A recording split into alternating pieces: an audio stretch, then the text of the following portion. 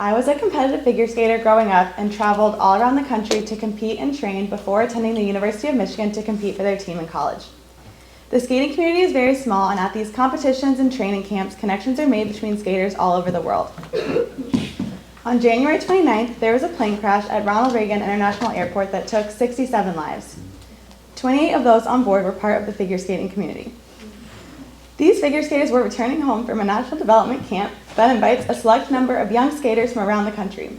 These skaters are amazingly talented athletes who were selected for this camp as the next Olympic hopefuls. When news of the plane crash spread, the entire community felt the loss of these talented young kids. I spent days getting in touch with and reconnecting with my old teammates and coaches, hearing everyone tell stories of who they knew on board and how their local rink was grieving. I personally felt a lot of grief following the crash, just imagining the young skaters on board and the careers they had ahead of them. Skating was one of the greatest joys of my life, and it broke my heart to know the kids who loved this sport so much wouldn't have a chance to experience it to the fullest.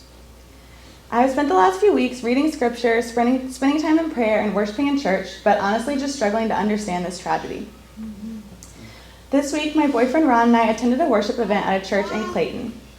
At this event, I witnessed people from all different backgrounds, ages, and ethnicities coming to the Lord and laying down all they had to worship Him. As we sang a song about God fighting our battles, I realized it wasn't my job to carry this loss or try and understand this tragedy. God never promised that our life on earth would be fair or make perfect sense, but He did promise us an eternal love that is greater than anything we may face in this earth.